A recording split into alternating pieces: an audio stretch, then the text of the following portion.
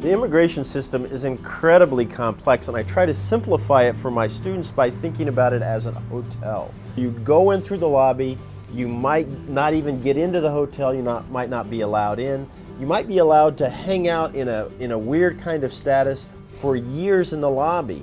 And then in hotel rooms, those are non-immigrant visas. There are dozens of these kinds of non-immigrant visas, like tourists, like extraordinarily able athletes and entertainers, tech workers, that kind of thing, that are coming for a short period of time, presumably. Sometimes that can stretch into a long period of time as people move from different statuses on that floor.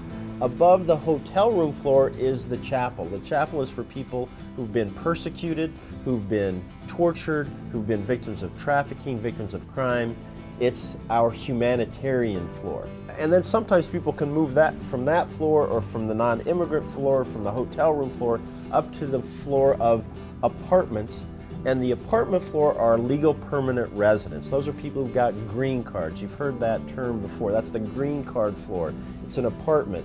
And sometimes if you mess up, your landlord can kick you out, and the U.S. government can do that too if you make mistakes. And you can get onto that floor by moving from some of the other floors, or by having family members, or also based on work, or based by chance when you apply for a green card lottery overseas.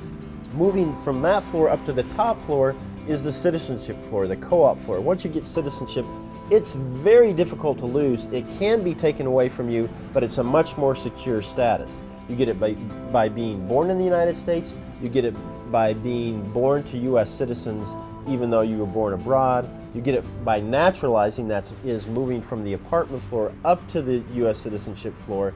And then you also get it if you're a child in some circumstances and your parent becomes a citizen. Then you can kind of tag along with them.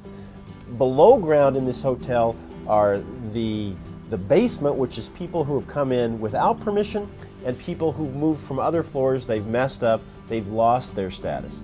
And then at the very bottom is the dungeon. That's immigration detention. In some cases, people are required to be detained.